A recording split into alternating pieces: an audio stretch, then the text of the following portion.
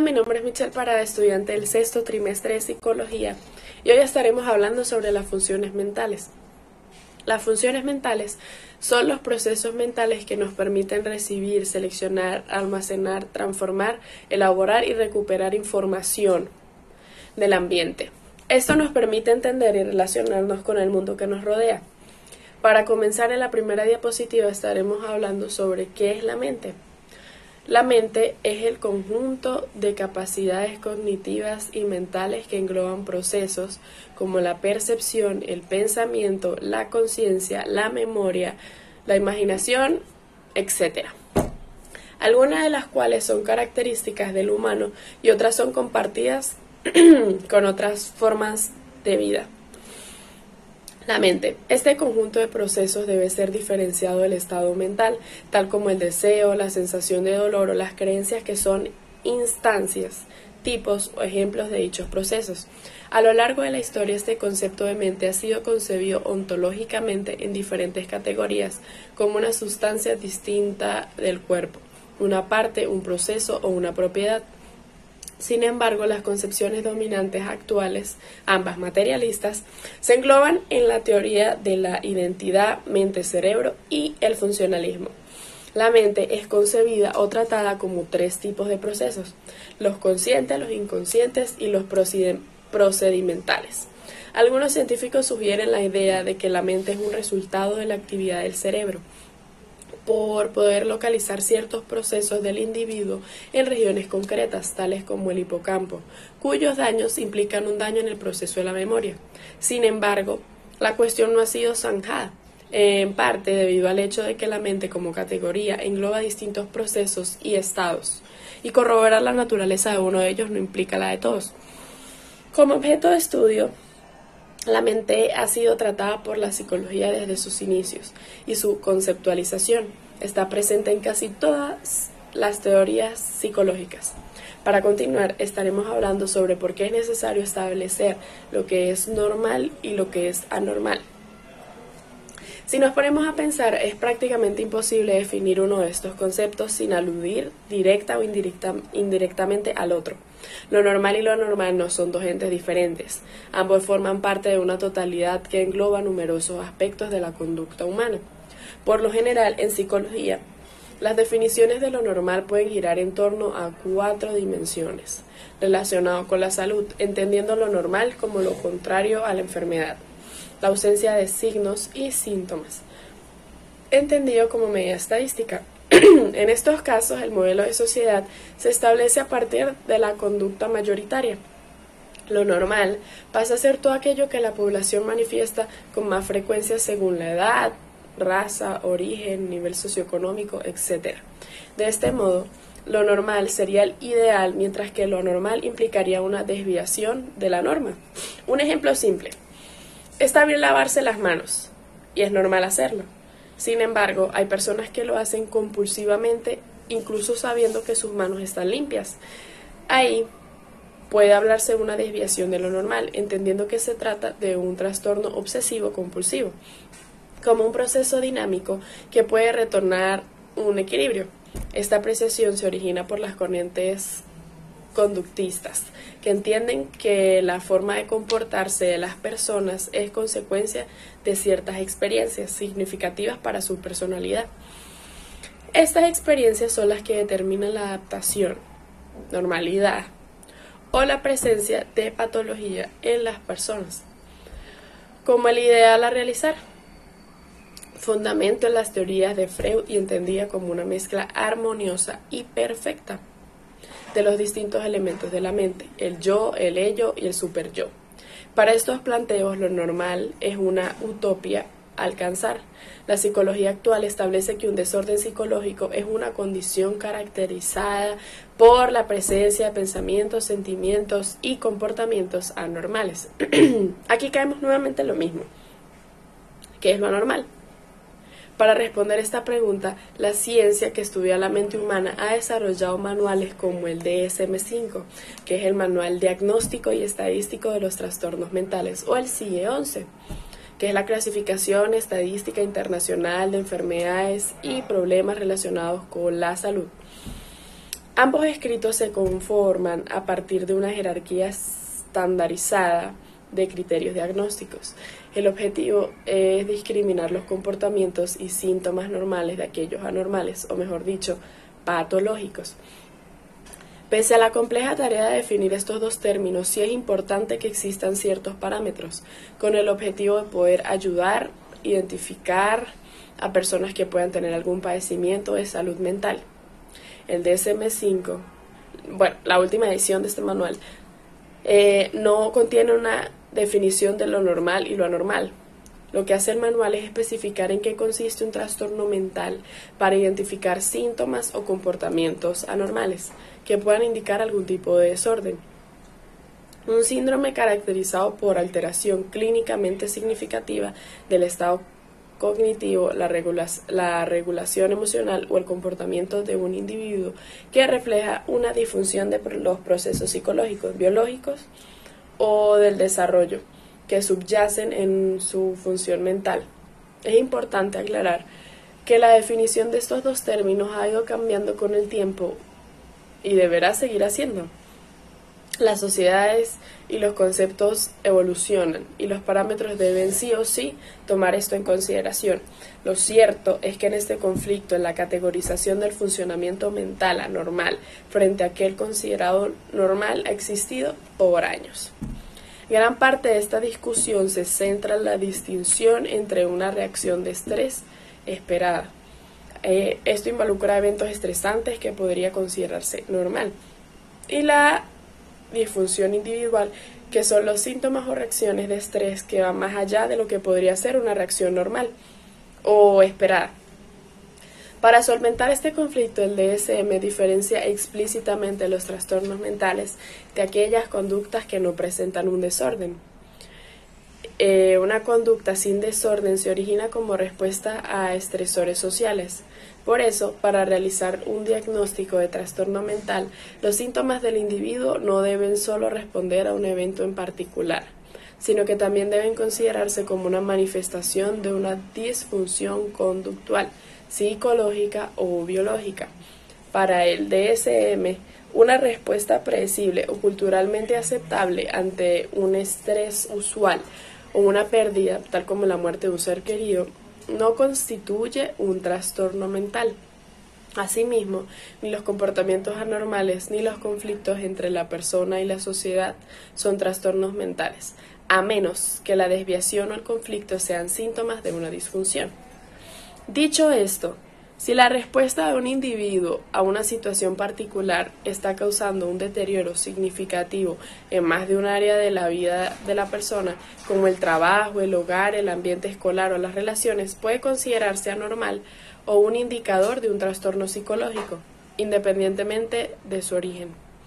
Seguido a esto estaremos hablando sobre las teorías con base a las cuales se establece lo que es normal en el campo de la salud mental. Este campo de la salud mental se refiere a las calidades y las modalidades de la vida de las personas como integrantes de agregados sociales, que van desde las familias a los grupos organizados y las clases. Se piensa que la calidad de vida y el nivel de bienestar de las personas están condicionados por su estructura familiar, por su agrupación en conjuntos organizados y también por su pertenencia a la clase.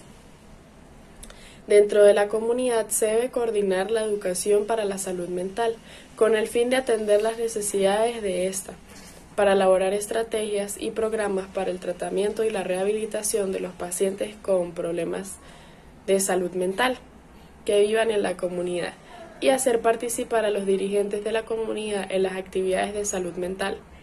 Otra tesis sobre el tema de la salud mental positiva, que se refiere a que la salud mental es más que la ausencia de trastornos psíquicos identificables o enfermedades mentales. Esta tesis se funda más en los conceptos de crecimiento, maduración y desarrollo de la personalidad, que la presencia o ausencia de enfermedades. La atención de la salud del paciente es percibida como una responsabilidad compartida entre el médico, el paciente, la familia y otras figuras significativas. El paciente, que antes era pasivo, ahora es considerado agente activo de su atención de su salud, capaz de tomar decisiones trascendentes en relación en el uso de sus habilidades para administrarse cuidados. Se fortalecen en esta tesis los autocuidados en salud mental. El individuo es visto ahora como agente activo que hace sus propias elecciones. Tiene el propósito de acrecentar el conocimiento de sí mismo y de su desarrollo personal. Se define la salud mental de acuerdo con los siguientes atributos: conciencia y del propio cuerpo y las habilidades para la relajación física, conciencia del estado emocional propio y habilidades para vigilarlo, conciencia y aceptación de propio yo y sentido de identidad personal, autonomía, aptitud para tomar decisiones por uno mismo, percepción recta de la realidad, comunicación interpersonal, dominio del medio personal, incluso lo que respecta a la aptitud para los sentimientos amorosos, para la solución de problemas y para la acción eficaz. La OMS sugiere que cada país establezca políticas y programas de salud mental, fomentando la aclaración, la aplicación de conocimientos de salud mental en la asistencia sanitaria general, el desarrollo social, el mejoramiento de la calidad de vida, estimulando la participación de la comunidad en el desarrollo de servicios de salud mental y fomentando el espíritu de autoayuda. La política definida de salud mental debe tener 3 componentes esenciales: opciones y orientaciones establecidas según prioridades, adopción de estrategias orientadas al logro de objetivos aceptados de común acuerdo y renovación continua de dicha política, de acuerdo a los resultados obtenidos, las modificaciones en el contexto social y los nuevos conocimientos. Dicho esto, seguimos con las funciones mentales. Son los procesos mentales que nos permiten recibir, seleccionar, almacenar, transformar, elaborar y recuperar la información del ambiente, ya que esto nos permite entender y relacionarnos con el mundo que nos rodea. Muchas veces cuando hablamos de funciones cognitivas superiores nos estamos refiriendo a las habilidades cognitivas que necesitamos para entender e interaccionar con el mundo. A pesar de que a veces las estudiamos como entes separados, tenemos que tener en cuenta que de las funciones cognitivas están interrelacionadas y en ocasiones se solapan. Las funciones corticales se traducen clínicamente como funciones mentales. En los mamíferos y en el ser humano representa la actividad del sistema nervioso central, filogenéticamente más desarrollada. Desde que las funciones corticales han sido estudiadas y estas se han asociado a la integridad anatómica y funcional del encéfalo, la cantidad de información es vasta. Es de llamar la atención que el enfoque, aunque partiendo del mismo sustrato anatómico y funcional, difiere sustancialmente de acuerdo a la disciplina y perspectiva a la que el investigador en cuestión pertenezca. En esta revisión se analiza desde diferentes perspectivas la concepción y evaluación de las funciones mentales, su traducción e importancia para los diferentes campos de la neurociencia. Como parte del análisis de las funciones mentales tenemos el aspecto. Es necesario efectuar un examen mental mediante el cual se obtiene información respecto al grado de alerta, el juicio, la inteligencia, la memoria, el estado de ánimo. Estos son aspectos que forman parte de la evaluación del estado mental de una persona y es necesario saber identificarlos y analizarlos. Habitualmente, mientras transcurre la conversación con el paciente, se captan distintos aspectos: la forma como se viste, cómo se desenvuelve, cómo conversa, cómo analiza la situación, el tipo de preguntas que hace, etc. Esto mismo permite también formarse una idea del nivel de conciencia, la inteligencia, el estado anímico, su educación, etc. Esta evaluación debe estar de acuerdo al nivel cultural de la persona.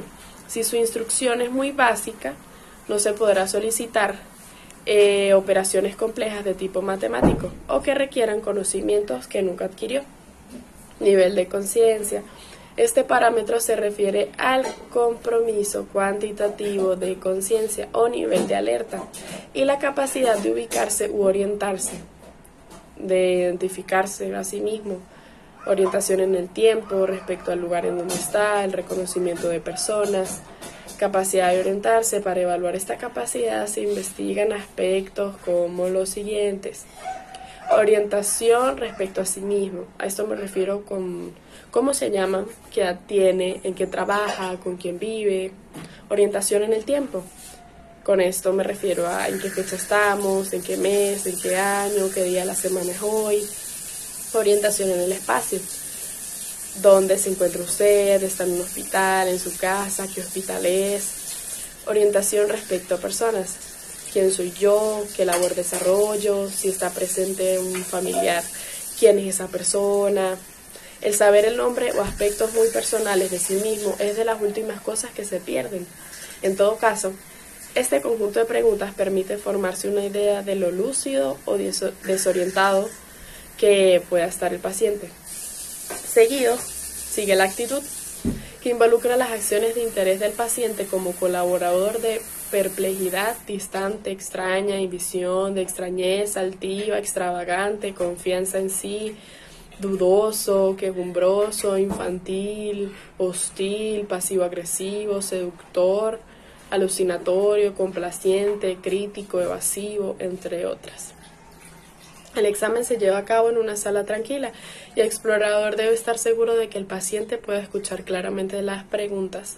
Cuando su idioma madre no es el mismo que el del médico, deberían formularse en la lengua que hable con fluidez, ya que el examen del estado mental evalúa las diversas variables del funcionamiento cognitivo. Lo primero que debe comprobar el explorador es si los pacientes le prestan atención, mediante la evaluación del nivel de atención, solicitándoles que repten 3 palabras de inmediato. No sirve de nada seguir examinando a un paciente distraído. Psicomotricidad es un aspecto del desarrollo que establece la existencia de una identidad entre las funciones neuromotrices y las funciones psíquicas del individuo. El niño o niña percibe el mundo exterior a través de su cuerpo y es gracias a él cómo se pone en contacto explicándolo y dominándolo. Implica cada acción ejecutada por el individuo. Es la interacción entre la psique y los movimientos buscando un desarrollo global, centrándose en los aspectos afectivos, cognitivos y motor. Lleva al individuo a la conciencia de su cuerpo a través del movimiento. La psicomotricidad se divide en 2 grandes ramas, la que se refiere a los grandes movimientos y a la corrección postural, psicomotricidad gruesa, y a la que trabaja los movimientos más a detalle, la psicomotricidad fina. Cuando se hace referencia a desarrollo psicomotor normal, se habla de un proceso que permite al niño adquirir habilidades adecuadas para su edad. No obstante, como se mencionó, existe gran variabilidad en la edad, en la adquisición o en el alcance a diferentes habilidades. En cuanto a lo patológico, dicho proceso implica un origen etiológico, una respuesta a dicha causa que se conoce como patogenia, que son las ciertas alteraciones fisiológicas derivadas de la reacción y una expresión clínica, con cambios en la estructura de las células u otras alteraciones. Para evaluar la psicomotricidad se utiliza una batería de test de coordinación estática, coordinación dinámica de las manos, coordinación dinámica general, rapidez de movimientos, movimientos simultáneos y ausencia de sincinesias, que puede obtener la edad motora de los sujetos y su consciente motor relacionando los resultados con su edad cronológica. El estado consciente se caracteriza por el pleno uso de los sentidos y facultades, es decir, por el hecho de que el individuo siente, piensa, quiere y obra con conocimiento de lo que hace. Es una experiencia subjetiva, ya que significa conocer la propia identidad, el concepto de presente, pasado y futuro, la diferencia entre lo propio y lo ajeno y la capacidad para expresarse, los pensamientos, las ideas y emociones. Hay varios niveles dentro del estado de la conciencia, desde el estado máxima conciencia, vigilia y atento, hasta niveles más bajos de somnolencia y sueño. El estado de conciencia está determinado por el nivel de actividad de una región de sustancia gris del tronco del encéfalo, denominada formación reticular. Las lesiones en esta región producen somnolencia y modifican el patrón del EEG.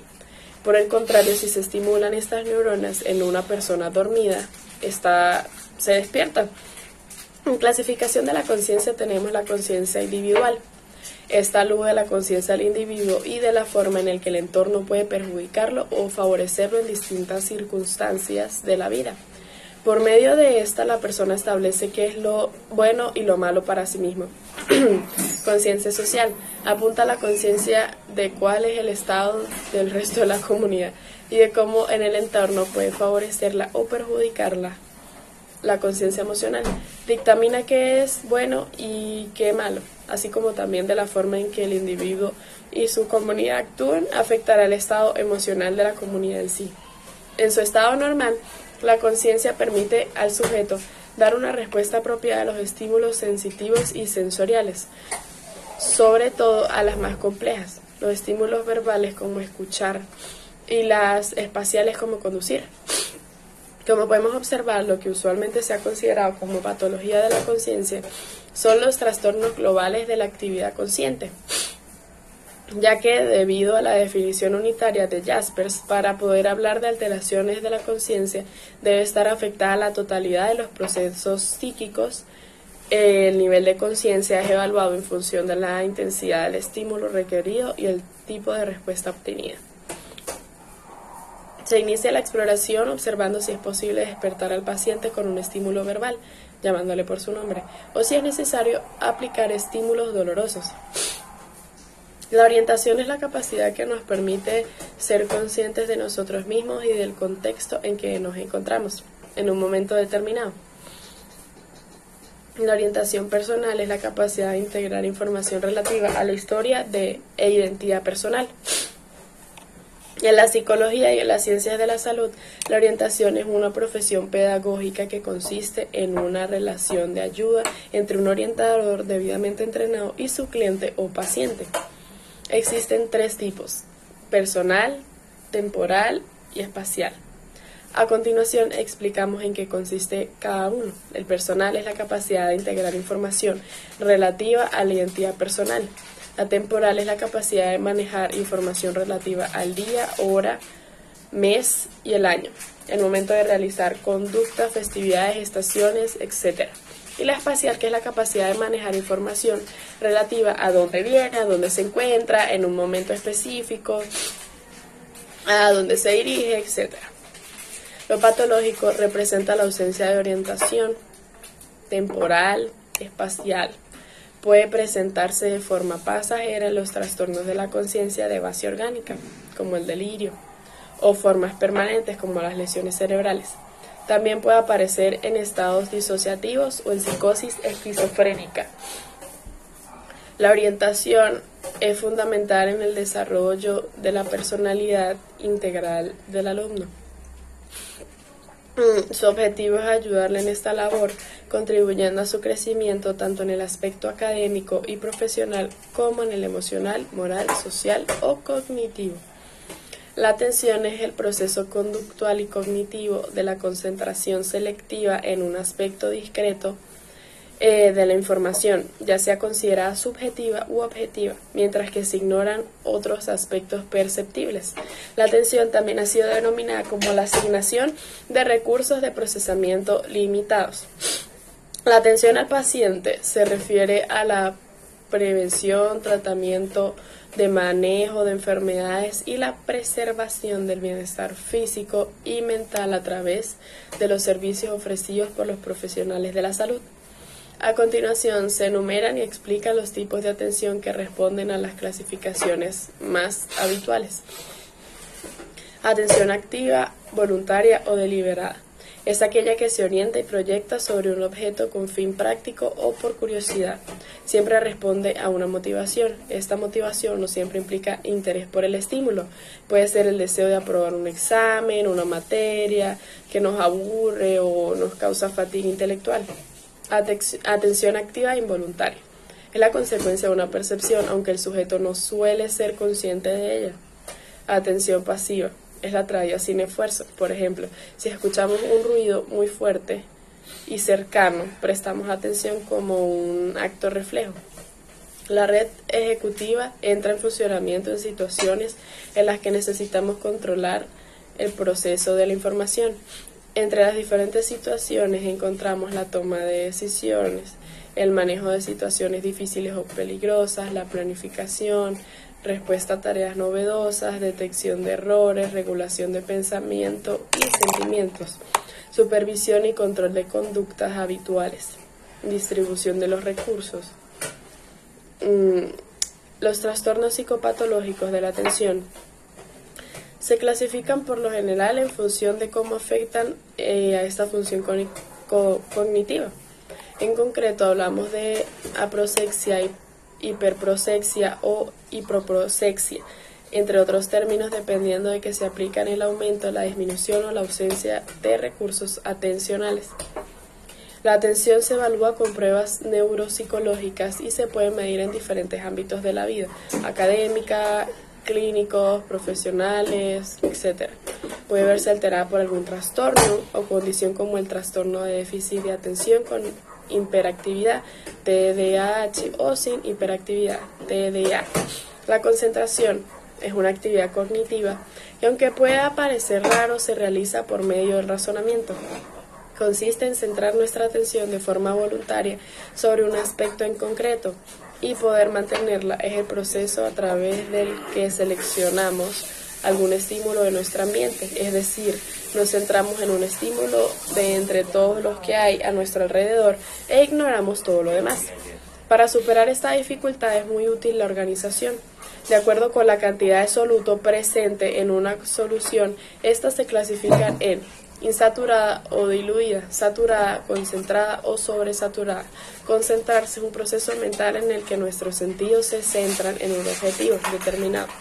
En lo patológico, las personas con el TDAH pueden tener problemas para prestar atención, controlar conductas impulsivas, podrían actuar sin pensar o pueden ser demasiado activos. La evaluación de la concentración se trata de una prueba ampliamente utilizada en la práctica clínica y sobre todo en el campo de la investigación del TDAH. Este test es una herramienta eficaz para evaluar la atención selectiva, la atención sostenida y la impulsividad en niños a partir de los 6 años. La memoria es una función del cerebro que permite al organismo codificar, almacenar y recuperar la información del pasado. Algunas teorías afirman que surge como resultado de las conexiones sinápticas repetitivas entre las neuronas, lo que crea redes neuronales. Es el mecanismo por el cual el cerebro guarda la información, conocimientos, experiencias y hechos que suceden a lo largo de la vida de las personas. Toda esta información se graba y se retiene en el cerebro a lo largo de la vida. Se accede a ella mediante al recuerdo. Su clasificación: memoria inmediata o memoria a corto plazo, duración de menos de 1 minuto y limitada a unos pocos objetos. Memoria reciente, su duración oscila entre unos minutos y varias semanas. Su capacidad de almacenamiento es mayor que la de la memoria inmediata. Los olvidos normales son ocasionales, de poca importancia y con una evolución lenta. Están relacionados con la recuperación de información que ya tenemos almacenada previamente y nos impiden realizar actividades cotidianas como cocinar, bañarnos, vestirnos o ir al supermercado. Los trastornos de la memoria son el resultado del daño a las estructuras neuroanatómicas que dificulta el almacenamiento, la retención y la rememoración de los recuerdos. Hay que evaluar la memoria episódica MLP de tipo declarativo a través de pruebas de recuerdo y reconocimiento verbal, visual, auditivo y háptico.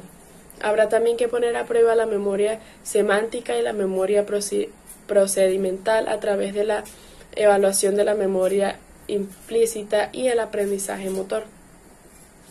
El concepto de pensamiento hace referencia a procesos mentales voluntarios o involuntarios mediante a los cuales el individuo desarrolla sus ideas acerca del entorno, los demás o el sí mismo. Es decir, los pensamientos son ideas, recuerdos y creencias en movimiento, relacionándose entre sí. Es la capacidad que tienen las personas de formar ideas y representaciones de la realidad en su mente, relacionando unas con otras. También se define como las ideas formadas por la mente. Existen 9 tipos de pensamientos, entre ellos se encuentran el pensamiento lógico, crítico, reflexivo, práctico, sistémico, entre otros. Podemos entonces entender como pensamiento normal aquel en el que el observador puede seguir la secuencia verbal o ideacional del discurso, que respeta las reglas fundamentales de la lógica y que cumple un objetivo o meta. En cuanto a lo patológico, es un tipo de pensamiento que alcanza su objetivo conceptual de manera tortuosa, lenta, indirecta, con la interferencia de ideas secundarias que interrumpen la eficacia comunicativa del hilo del discurso. Evaluar el pensamiento consiste en valorar lo que se produce, no lo que se supone que puede haber producido. Con unas pruebas alternativas, asumimos que se genera pensamiento, pero no tenemos constancia de ello. No podemos cuantificar el proceso porque no se ha hecho explícito. El lenguaje como proceso cognitivo. El lenguaje es la capacidad que tenemos para expresar pensamientos y sentimientos a través de la palabra. Es la herramienta que usamos para comunicarnos y para organizar y transmitir la información que tenemos sobre nosotros y sobre el mundo. La comunicación clara en salud es un elemento fundamental en la construcción del vínculo médico-paciente, en la elaboración de información para el paciente y en todos los documentos relacionados con el ámbito de la salud. Entre estos documentos, el consentimiento informado es uno de los más importantes. El lenguaje es un sistema compuesto por signos que sirve para transmitir información. Los signos que componen el lenguaje pueden ser sonoros, como los sonidos que forman las palabras, pueden ser gestuales, que es el lenguaje corporal, escritos, letras o símbolos, o imágenes. Se considera que un lenguaje normal es aquel que tiene un uso preciso de las palabras según su significado, un vocabulario de calidad y cantidad, claridad en la articulación, una forma gramatical adecuada, un ritmo y velocidad apropiados, un volumen de voz audible, un tono adecuado. Las patologías del lenguaje. Definiendo como patología aquella rama de la medicina que trata el estudio de las enfermedades y anormalidades del organismo. Lo patológico sería sinónimo de anormal. La patología del lenguaje se refiere a los trastornos o desórdenes del lenguaje. Una valoración del lenguaje es un proceso investigativo que requiere del tiempo, de procedimientos y de la participación de diversos especialistas en diferentes campos según las necesidades particulares del caso. Puede ser un pediatra, un audiólogo, un terapeuta del lenguaje, entre otros. Afectividad.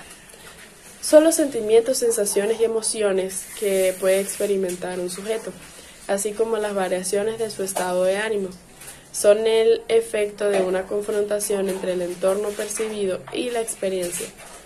La salud afectiva es conocida como la capacidad de reacción que presenta una persona ante los estímulos que vengan del medio interno o externo, ya sean en sentimientos o emociones. Se cree que hay una conexión directa entre la afectividad y la salud. Son clasificados de esta manera: nivel, unos son más bajos y otros más elevados; temporalidad, está sujeto al tiempo, inicio y un final; intensidad, los afectos experimentan distintos grados o fuerza; amplitud, los procesos afectivos comprometen a toda la personalidad del individuo. Los valores afectivos son los principios que determinan nuestras actitudes a partir de los sentimientos y las emociones. Estos valores buscan satisfacer nuestras necesidades afectivas a través de las demostraciones de amor que se ofrecen y se reciben. Se considera la presencia de un trastorno de la afectividad patología del estado de ánimo cuando se establecen condiciones de variabilidad y desequilibrio emocional hacia los extremos durante periodos prolongados de tiempo que generan malestar y dificultades de adaptación en la persona. El aspecto afectivo se mide por medio de la presencia de emociones positivas y negativas. La escala de afecto positivo y negativo es la más utilizada para medir ese aspecto. La sensopercepción es el proceso mediante el cual recibimos la información de los estímulos sensoriales a partir de nuestros sentidos, para que pueda ser codificada y procesada después en nuestro cerebro y finalmente podamos generar una experiencia perspectiva consciente. Es una técnica de trabajo corporal consciente con la intención de registrar con creciente claridad los diversos estímulos, sensaciones y percepciones, y a la vez es base de los aprendizajes corporales, motrices, para generar diferente calidad de movimiento, comunicación, imágenes y metáforas. Se clasifican en táctiles, térmicas, dolorosas, olfativas, gustativas, visuales y auditivas. En la actualidad se considera que una sensación es diferente a una percepción desde el punto de vista psicológico. La sensopercepción es el proceso mediante el cual recibimos la información de los estímulos a partir de los sentidos, para que pueda ser codificada y procesada después en nuestro cerebro. Y finalmente podemos generar una experiencia perceptiva. Según lo patológico, sería disminución de la vivencia de realidad, despersonalización o alteración de esquema corporal del cuerpo del individuo y desrealización del ambiente, disminución de vivencia de lo mío, sensopercepciones que parecen no suyas sino ajenas a él, impuestas en esquizofrenia. Aunque es posible valorar el desarrollo de los procesos sensoperceptuales de forma sencilla, cuando se pide al sujeto que reconozca el mismo objeto a diferentes distancias o en diversas posiciones, que compare objetos similares estableciendo semejanzas y diferencias. El juicio se trata de la cognición con la que trabaja el pensamiento. Los juicios suponen el establecimiento de una relación entre dos o más conceptos. De este juicio se pueden deducir nuevos conceptos o juicios. Juicio de carácter apreciativo sobre una persona, hecho argumento basado en unos determinados criterios, normas o modelos. Suele implicar una estimación subjetiva con frecuencia dicotómica, positivo, negativo, bueno, malo, mérito, demérito, etc. Y denotar una jerarquía de valores. Es la capacidad cognitiva de elaborar las ideas y llegar a una conclusión que nos permita la comprobación de la verdad, la aceptación y la adquisición de un conocimiento. La inteligencia es la capacidad de asimilar, guardar, elaborar información y utilizarla para resolver problemas que también son capaces de hacer los animales e incluso los ordenadores. La inteligencia en salud resulta en suma de la combinación de información, conocimiento y experiencia para seleccionar el curso de acción, a partir de juicio, planteamiento de escenarios y alternativas en los criterios de actuación. Cuando se aplica de manera específica para cada contexto, de acuerdo con la teoría de la inteligencia múltiple, podemos diferenciar entre la inteligencia lingüístico-verbal, inteligencia lógica-matemática, inteligencia espacial, inteligencia corporal, inteligencia musical, inteligencia interpersonal, inteligencia intrapersonal e inteligencia naturalista. Se considera que la inteligencia es normal cuando el CI de una persona está entre 85 y 115. Las personas con CI por debajo de 85 empiezan a tener dificultades en su desempeño intelectual y se habla de discapacidad intelectual. Por encima de 115 se habla de inteligencia superior. La inteligencia de una persona está formada por un conjunto de variables como la atención, la capacidad de observación, la memoria, el aprendizaje, las habilidades sociales, etc., que permiten enfrentarse al mundo diariamente. La inteligencia de una persona, ya sea niño o adulto, se puede medir con pruebas psicotécnicas. La persona que la dirige es un psicólogo. Un test de inteligencia es una prueba diseñada para medir la capacidad de aprender y de procesar información nueva. Para conocer el coeficiente intelectual, INSEE es un término utilizado en psicología proveniente del inglés que se puede traducir al español como visión interna o más genéricamente como percepción o entendimiento. Mediante un INSEE, el sujeto capta, internaliza o comprende una verdad relevada. El INSEE, en relación a la salud mental, hace referencia a la percepción del individuo sobre sí mismo en relación a la que tiene su entorno comunitario y cultural. Para que un dato sea INSEE, debe cumplir al menos estas características: aportar inteligencia y conocimiento útiles y aplicables a la actividad empresarial, ayudar a tomar decisiones, impulsar una acción o estrategia. Los síntomas más frecuentes relacionados con el sueño son el insomnio y la somnolencia diurna excesiva. El insomnio es la dificultad para conciliar el sueño y permanecer dormido. El despertar temprano, la sensación de que el sueño no tiene un carácter reparador. La somnolencia diurna excesiva es la tendencia a quedarse dormido durante las horas normales de la vigilia. La somnolencia diurna excesiva no es una enfermedad, sino un síntoma de diversos trastornos relacionados con el sueño. El insomnio es un trastorno aun cuando exista en el contexto de otros trastornos, aunque presente síntomas de otros trastornos. Las parasomnias son fenómenos anormales ligados al sueño, como los terrores nocturnos o el sonambulismo. Existen dos tipos de sueños, cada uno señalado por cambios fisiológicos característicos. Sin movimientos oculares rápidos, no REM. El sueño no REM corresponde al 75-80% del tiempo del sueño total en los adultos. La frecuencia cardíaca y la temperatura corporal tienden a disminuir. El sueño consiste en 3 etapas, N1 a N3, en profundidades del sueño cada vez mayores. Los movimientos oculares lentos de balanceo que caracterizan la vigilia tranquila y la fase N1 temprana del sueño desaparecen en las fases de sueño más profundas. También disminuye la actividad muscular. El estadio 2 del sueño se caracteriza por complejos usos del sueño.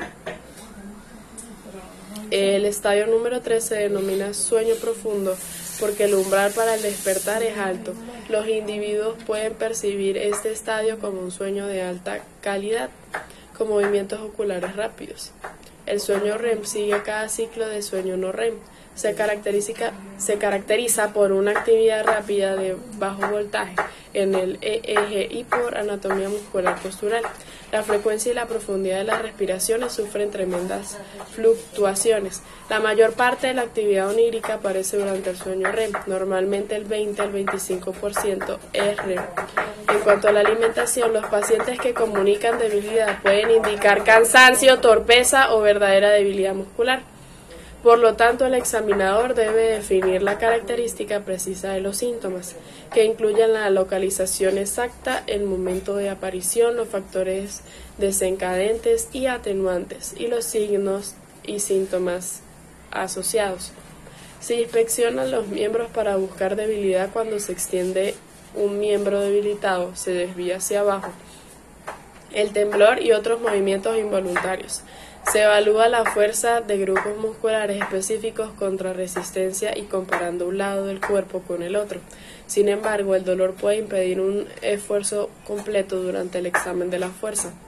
En caso de debilidad histérica o fingida, la resistencia al movimiento puede ir normal al principio, seguido por una brusca disminución, o los pacientes podrían no usar los músculos accesorios en forma apropiada. Por ejemplo, los pacientes con debilidad verdadera del deltoides utilizan los músculos accesorios que alejan el tronco y el cuello del deltoides débil de un intento por evitar que el examinador supere su debilidad.